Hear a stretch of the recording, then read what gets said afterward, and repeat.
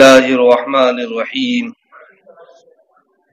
فصل القياس الشرعي هو ترتب الحكم في غير المنصوص عليه على معنى هو علة لذلك الحكم في المنصوص عليه. یہاں سے مصنف علی الرحمہ قیاس کی تعریف اور قیاس کا رکن بیان فرماتے ہیں. قیاس میں ایک ہوتا ہے مقیس اور ایک ہوتا ہے مقیس علیہ. جس چیز کو قیاس کیا جاتا ہے اس کو کہتے ہیں مقیس، جس پر قیاس کیا جاتا ہے اس کو کہتے ہیں مقیس علیہ. ان دونوں کے درمیان علت ہوتی ہے جو مشترک ہوتی ہے مقیس و مقیس علیہ کے درمیان. ان باتوں کو ذہن میں رکھنے کے بعد اب آپ قیاس کی تعریف کو ملاحظہ کریں. قیاس شرعی کہتے ہیں کہ حکم کو غیر منصوص علیہ میں ترتیب دینا ہے. حکم کو غیر منصوص علیہ میں ترتیب دینا ہے ایسے معنی کی وجہ سے جو معنی علت ہے اس حکم کی. کہاں پر؟ منصوص علیہ میں. منصوص علیہ. قیاس ہم وہی کرتے ہیں جہاں پر کوئی نص نہیں ہے. اس لیے کہ ماقبل میں ہم نے ایک فصل کے ذریعے سے جانا تھا قیاس حجت شرعیہ اسی وقت بنتا ہے جبکہ اس کے اوپر کی دلیل کیا ہو؟ مفقود ہو. کوئی دلیل نہ ہو تب ایسی صورت میں قیاس کیا بنتا ہے؟ دلیل بنتا ہے. یہ ماقبل کی ایک فصل میں آپ نے پڑھا کہ جب کوئی دلیل نہ ہو قیاس سے اوپر کی تب ایسی صورت میں قیاس کیا بن جاتا ہے؟ دلیل بن جاتا ہے. لہذا قیاس ہم جس بھی چیز میں کریں گے تو قیاس میں جناب والا ایک مقیس ہوتا ہے اور ایک کیا ہوتا ہے؟ مقیس علیہ. تو مقیس جس کو قیاس کیا جائے تو یہ وہی چیز ہوگی کہ جس پر نص وارد نہیں ہوگی. اب ہم مقیس کو یہ کہہ سکتے ہیں غیر منصوص علیہ. مقیس کو کیا کہہ سکتے ہیں؟ غیر منصوص علیہ. مقیس کو غیر منصوص علیہ ہم کہہ سکتے ہیں. تو اب قیاس شرعی کی تعریف کیا؟ حکم کو ترتیب دینا غیر منصوص علیہ میں. حکم کو ترتیب دینا غیر منصوص علیہ میں. کس وجہ سے جناب والا؟ ایسے معنی کی وجہ سے جو معنی علت ہے اس حکم کی. ہم نے حکم کہاں پہنچا دیا ہے؟ غیر منصوص علیہ میں. کس کی وجہ سے پہنچایا ہے؟ علت کی وجہ سے. سمجھے؟ اب یہ علت کیا ہے؟ یہ وہی علت ہے کہ جس نے حکم کو منصوص علیہ میں پہنچایا ہے. اب آپ الفاظ بدل کر یوں کہہ لیجئے کہ منصوص علیہ میں حکم کی جو علت تھا وہی علت بن جائے غیر منصوص علیہ میں. وہی علت بن جائے غیر منصوص علیہ میں. اس کو کہتے ہیں قیاس. کہ قیاس شرعی کہتے ہیں کہ حکم کو ترتیب دینا یعنی حکم کو پہنچانا ہے. کہاں پر؟ غیر منصوص علیہ میں. ایسے معنی کی وجہ سے جو معنی علت ہے اس حکم کا کہ جو حکم کہاں پر ہے؟ منصوص علیہ میں ہے. جو حکم منصوص علیہ میں ہے. اب تعریف واضح ہو گئی. قیاس شرعی کس کو کہتے ہیں؟ حکم کو غیر منصوص علیہ میں ترتیب دینا ہے ایسی علت کی وجہ سے کہ جو علت اس جو ایسے معنی کی وجہ سے جو معنی علت ہے اس حکم کی منصوص علیہ میں. جو معنی علت ہے اس حکم کی منصوص علیہ. یہاں پر قیاس کے ساتھ شرعی کی قید لگا کر جناب والا قیاس لغوی قیاس عقلی وغیرہ کو کیا کر دیا ہے؟ خارج کر دیا ہے. یہاں پر قیاس لغوی مراد نہیں ہے نہ ہی قیاس عقلی مراد ہے بلکہ یہاں پر کون سا قیاس مراد ہے؟ قیاس شرعی مراد ہے. تو وہ قیاس شرعی کس کو کہا جاتا ہے؟ هو ترتب الحکم فی غیر المنصوص علیہ. حکم کو ترتیب دینا ہے غیر منصوص علیہ میں علی معنی ایسے معنی کی وجہ سے ہوا علت جو معنی علت ہو لذالک الحکم اس حکم کی فی المنصوص علیہ قائم ہے منصوص علیہ. ثم انما یعرف.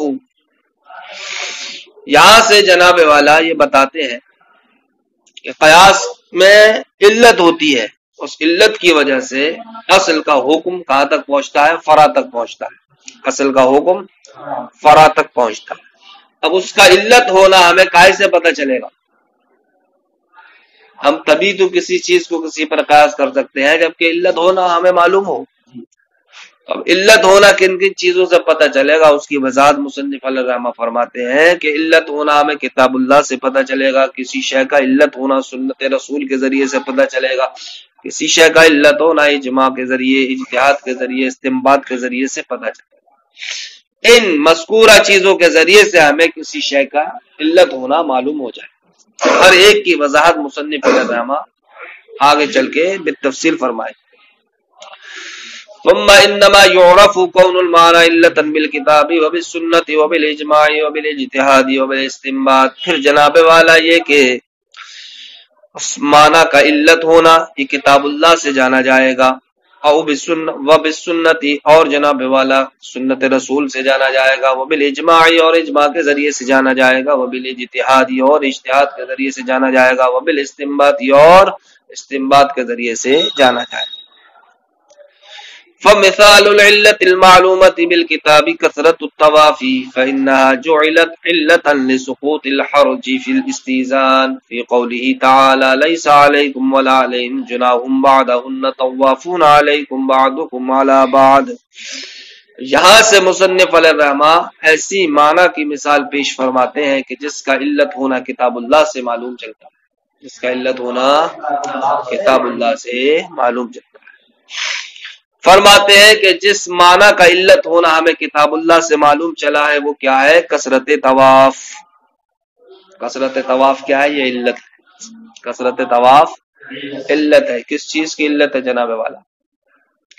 اجازت کو طلب کرنے میں حرج کو ساقط کرنے کے لیے، اجازت کو طلب کرنے میں حرج کو ساقط کرنے کے لیے، بات ابھی واضح نہیں ہوگی، اب واضح ہوگی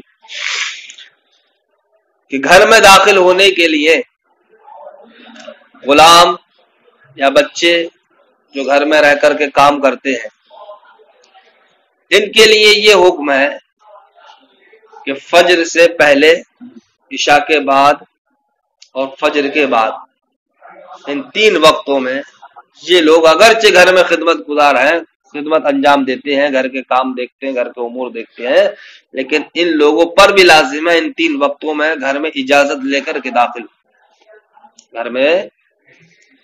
کیوں؟ اس لیے کہ یہ 3 وقت وہ ہوتے ہیں جس میں انسان آرام کرتا ہے، اور آرام کرتے وقت انسان یہ نہیں ہے کہ ہر چیز پہنتا ہے،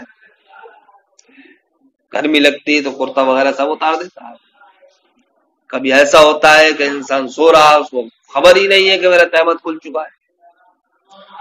تو یہ وہ وقت ہے کہ جس میں انسان اپنے آپ کو دوسرے کو ایک دم دکھانا پسند نہیں کرتا، اس لیے شریعت مطہرہ نے یہ حکم نافذ کر دیا ان 3 وقتوں میں اگرچہ تم گھر ہی میں رہتے ہو، گھر کے خدمت گزار ہو، خادم ہو، لیکن تم کو اجازت طلب کرنا ہے، اس لیے کہ انسان ان 3 وقتوں میں اپنے آپ کو ایک دم دوسرے پر ظاہر نہیں کرتا ہے۔ کیوں؟ اس لیے کیا پتا وہ کس پوزیشن ہے۔ لیکن ان 3 وقتوں کے علاوہ میں، ان 3 وقتوں کے علاوہ میں شریعت مطہرہ نے خادموں کو یہ اجازت دی ہے کہ وہ بغیر اجازت گھر میں داخل ہو سکتے ہیں، بغیر اجازت گھر میں داخل ہو سکتے ہیں۔ کیوں؟ اس لیے بغیر اجازت گھر میں داخل ہوں گے کہ خادم رکھے کیوں گئے بھائی؟ گھر کی ضرورت پوری کرنے کے لیے۔ اب جناب والا گھر کی ضرورت ہے ان سے وابستہ ہے، ہماری ان سے، ان کی ہم سے ضرورت وابستہ ہے، تو اب جناب والا وہ بار بار اجازت ہی میں لگے رہے، ہم بار بار اٹھ کے دروازہ کھولتے رہے، دیکھے کون آیا بھائی کون آیا، تو اس میں حرج ہوگا نہیں ہوگا؟ ان کا بھی کام وقت پر نہیں ہو پائے گا، وقت بڑھے گا، اس دروازے پہ کھڑے رہیں گے، اتنی دیر میں وہ اپنا کام کر کے نکل جاتے۔ تو دیکھیے ان 3 وقتوں کے علاوہ میں بھی اگر ہم اجازت طلب کرنے کو لازم کر دے خادموں پر، غلاموں پر، تب ایسی صورت میں حرج ہے۔ اس حرج کو ساقط کرنے کے لیے اللہ رب العزت نے ان 3 وقتوں کے علاوہ میں یہ اجازت دے دی ہے کہ جناب والا کثرت طواف کی بنیاد پر اجازت طلب نہیں کریں گے، آپ اجازت طلب نہیں کریں گے۔ اس لیے کہ کثرت طواف کا مطلب کیا ہے؟ جو گھر میں زیادہ چکر لگاتے ہیں، گھر میں جو زیادہ آنا جانا کرتے ہیں، وہ ہے کثرت طواف سے مراد۔ تو اب اگر خادموں پر یہ پابندی لگا دیا ہے کہ جس طریقے سے 3 وقتوں میں، یعنی کہ فجر کے بعد، فجر سے پہلے اور عشاء کے بعد، ان 3 وقتوں میں اجازت لینے کے بعد آپ داخل ہو سکتے ہیں، اسی طریقے سے آپ ان کے علاوہ ہی وقت میں اجازت لے کر داخل ہوں گے تو حرج میں مبتلا ہو جائیں گے۔ اسی حرج کو ساقط کرنے کے لیے جناب والا کثرت طواف کو کیا بنا دیا گیا؟ علت بنا دیا گیا.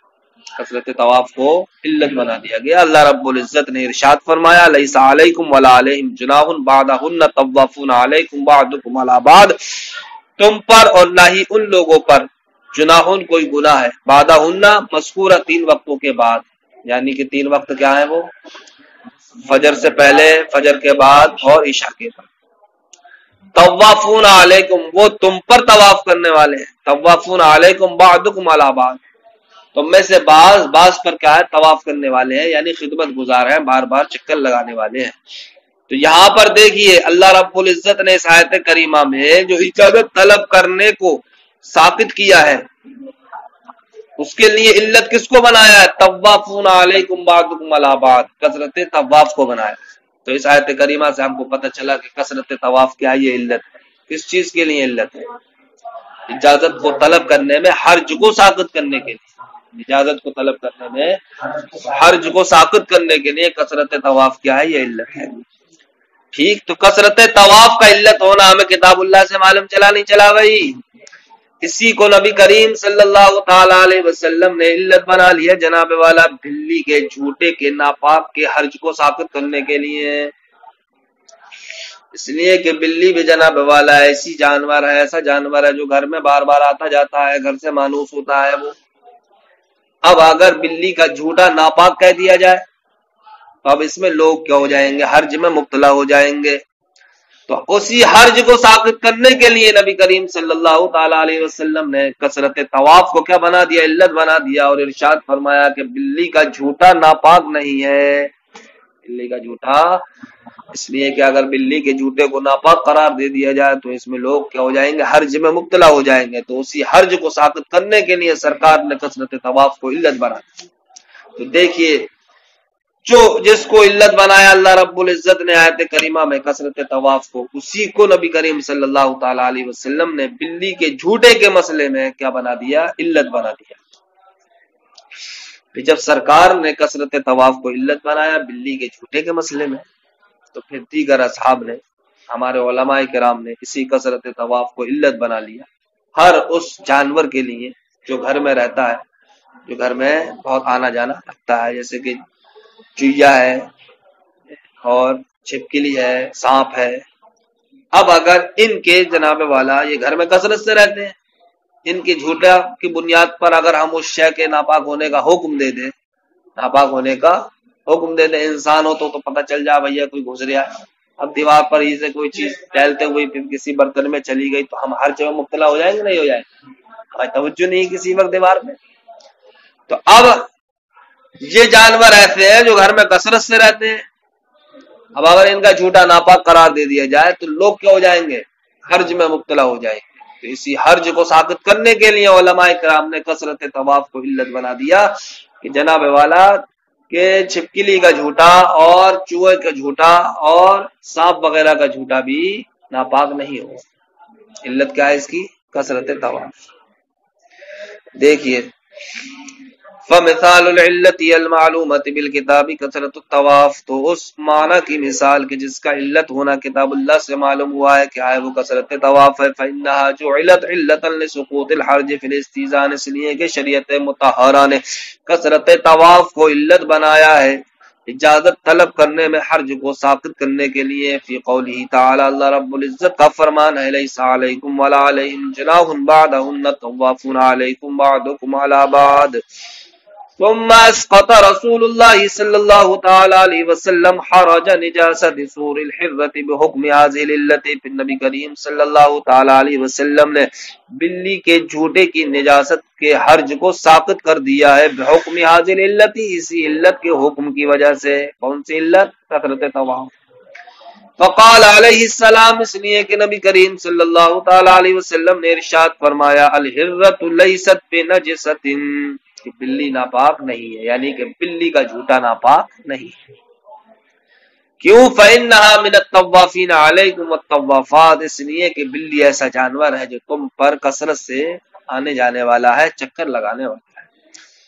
فقاس اصحابنا، تو ہمارے اصحاب نے بھی جناب والا قیاس کر لیا جمیع ما یسکن فی البیوت، ان تمام چیزوں کو جو گھروں میں رہتی ہیں، کلفارتی جیسے کہ چویا، والحیتی اور جیسے کہ سانپ، کائے پر قیاس کر لیا علی الحرتی بلی پر، کیوں؟ بعلت الطواف، جس طریقے سے بلی میں کثرت طواف علت پائی گئی، تو یہی تو علت جناب والا چویا میں بھی پائی جاتی ہے، سانپ میں بھی پائی جاتی ہے، یہ بھی کثرت طواف میں سے ہے، لہذا اس علت کے مشترک ہونے کی وجہ سے جہاں جہاں وہ علت پائی جائے گی وہاں وہاں حکم پایا جائے گا۔